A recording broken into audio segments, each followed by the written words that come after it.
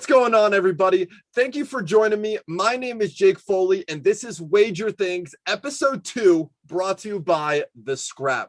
This is a weekly betting show where we break down any major fight cards happening, whether it's UFC, Bellator. We put the best picks together. I give them to you. We all win some money. Now, a couple small rules I have, just so you guys know, we keep it simple and we win often. That's it, okay? Because you see a lot of these different gamblers out there who will give you 15, 20 picks and you have to pick through them. And the average bettor just cannot sprinkle enough across. So we're going to give quick picks, easy money all day.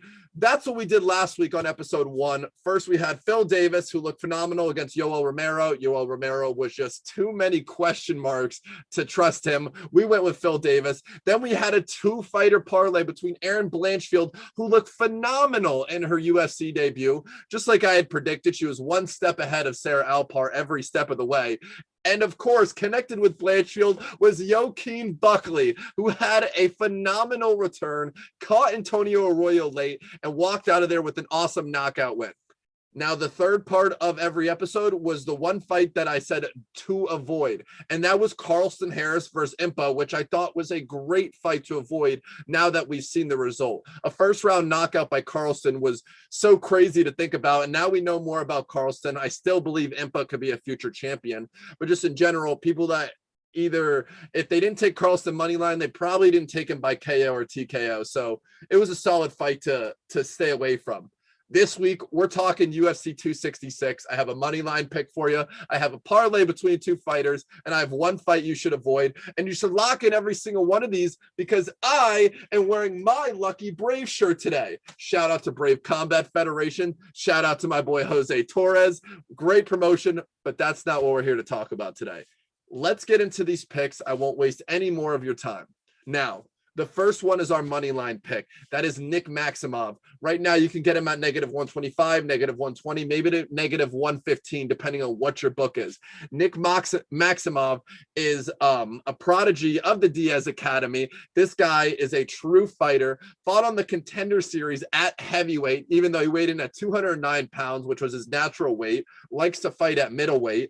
And now we're getting that fight against Cody Brundage on short notice. That fight will be at middleweight. Cody Brundage also has some experience going up in weight, but not to heavyweight like Maximov has. Now, they both were on the Contender Series, and they had different results, but also very different situations. You had Brundage, who was fighting at light heavyweight when he prefers to fight at middleweight, against William Knight, who has looked really solid in the UFC, maybe not a title contender or anything like that, hasn't at least proved that to me yet, but he has looked like a legitimately UFC fighter who's going to be around for a while. And it's understanding William Knight is so strong. He caught Brundage, did some crazy damage with that elbows, and the fight was over. On the other side, you had Nick Maximov, who fought at heavyweight, and a true heavyweight too, a guy, I think his name was Oscar Vera or something. I should have wrote it down here, but he weighed in at 264 pounds. So he was given all of that weight to Nick Maximov at heavyweight. And Maximov still came out with the unanimous decision. It wasn't the most impressive win. A lot of people will tell you that. It was a lot of him just mainly using his grappling to control the fight and get the decision win. But, I mean, come on. He was fighting at his natural weight against a guy 56 pounds heavier than him. I think that deserves a little bit of credit, a little bit of respect. But going back to him fighting somebody his actual weight, his jiu-jitsu mixed with his strength that he has makes him a very dangerous grappler. He's durable on the feet. He uses his grappling to escape trouble, and I think that's what we're going to get in this fight. I understand why the line is somewhat close, or really close, honestly, I should say that. I saw on Bovada, Cody Brundage was at even. Brundage on paper is a bad matchup for Nick Maximov because Brundage does have solid wrestling. He has heavy hands where he's gotten a couple KOs earlier in his career, but I don't think he's going to be able to keep up with Maximov. I think Maximov is stronger. I think Maximov is better, and I think he's more athletic. I wouldn't necessarily recommend any type of prop because I could see Maximov going out there and submitting him. I could also see Maximov grinding his way to a decision. But regardless of how he gets it, I think he's going to make his UFC debut in style, pick us up a win. I'm spitting all over the place like a disgusting freak. Lock in Nick Maximov as soon as possible before maybe some late money comes in on him.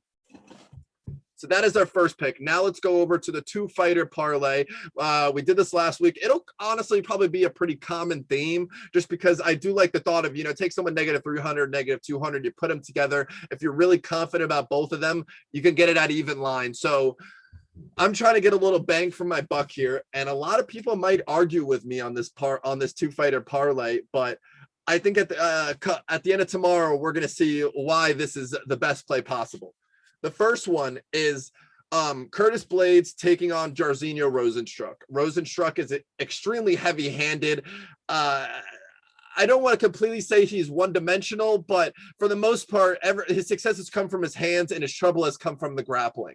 So other than the Francis Ngannou fight, of course. And Curtis Blades has tremendous grappling. He's had his whole career. His only problem really is Jarzinio Rosenstrok's type, which I can completely understand could cause some concern because Blades' 2 major losses, Derek Lewis and Francis Ngannou, who were both pretty brutal knockouts. So yes, that could happen from Rosenstrok, but I feel a lot more comfortable with my money going with my gut that Curtis Blades made some adjustments from those 2 losses. He's not going to leave himself exposed. He's improved his defense and he's going to get to that grappling a lot faster so he can ride out this fight on a decision win. If you are looking for some extra value, yeah, I would suggest you take him by decision, but I'm going to go ahead and put it on my money on this parlay just because I think he could get the fight by submission. If he gets it to the ground, he is out wrestled and out grappled a lot of good grapplers in his career. And you get a guy like Jarzinio who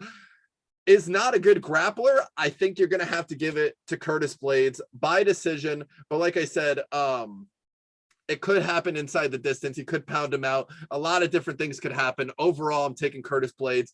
And who are we connecting that with? Main event, Alexander Volkanovski. Volkanovski is such a dangerous fighter because not only is he so well-rounded, but one of his best tools is being a high IQ fighter who always can adjust to any single circumstance and find his way back to his game plan. That's what we saw in the Holloway fight, and that's why he came out with both wins, as much as a lot of people would like to disagree with that. I think that's what he's going to do in this fight. My problem is that I think Volkanovski is still a better striker. Ortega looked a lot better in the Korean Zombie fight, but I still think that Volkanovski is a better striker, and I think he's a better wrestler. Of course, there's no arguing that Brian Ortega is by far the better submission fighter, jiu-jitsu, whatever you want to call it, and that's always going to be a threat. But when it comes to locking in my money, I want a little bit more than just one path to victory. I think if this goes the full 5, I think Volkanovski has a better cardio. Like I said, he's always adapting and getting back to his game plan, something that always pays dividends in the later rounds. So yeah, Brian Ortega could maybe submit him. I think Volkanovski's wrestling is going to help him out in the grappling department. He's going to show why there's levels to this on the feet. And overall, he's going to just have better cardio. I think this fight could go to decision. It's another one of those, I wouldn't guarantee any type of prop. If I were to take one, it would probably be Volkanovski by KO/TKO. I think later in the fight, 4th, 5th round, Volkanovski could really just tire him out, keep applying that aggressive pressure and get the finish. But take Alexander Volkanovski, take Curtis Blades. Right before I recorded this podcast, I locked it in on Bovada. It gave it to me at +101, which is absolutely amazing because I'm very confident about these 2 fighters. So there you have it. Volkanovski versus Blades. Lock it in. Now, before I part ways, I have one fight that I think you guys should avoid, and I don't think it's going to come to too much surprise if you watch my episode of JFO Sports Talk earlier in the week. That was Robbie Lawler versus Nick Diaz. I said it last week with the Impa Carlson Harris fight, and I just don't like to bet on fights that have way too many factors. And this fight has way too many factors.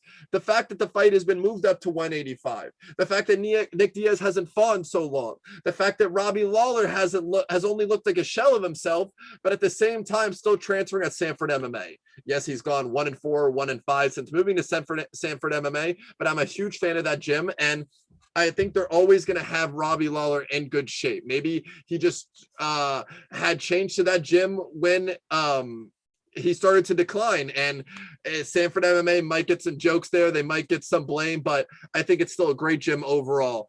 I don't know what to expect from that fight. I don't know if it's going to be one of these circus show fights, if it's going to be a great blast from the past, if Nick Diaz is going to look amazing. Overall, I think there's too many factors. Avoid that fight at all costs, unless you're looking for to bet on Nick Diaz for some of his heyday magic. So that's all I have for you guys today. Lock in Nick Maximov money line, lock in Volkanovski Blades money line, put them together to get somewhere around even, and then avoid Robbie Lawler versus Nick Diaz. That's all I have for you guys today. Just to remind you, early in the week, Tuesday, Wednesday, we'll be doing a JFO Sports Talk every single week on the Scrap. And also this episode that'll come out either Thursdays or Fridays to make sure we're ready to win some big money on MMA this weekend. That's all I have for you guys today. My name is Jake Foley. Make sure to subscribe to the Scrap. And until next time, Viva Combat Sports, ladies and gentlemen.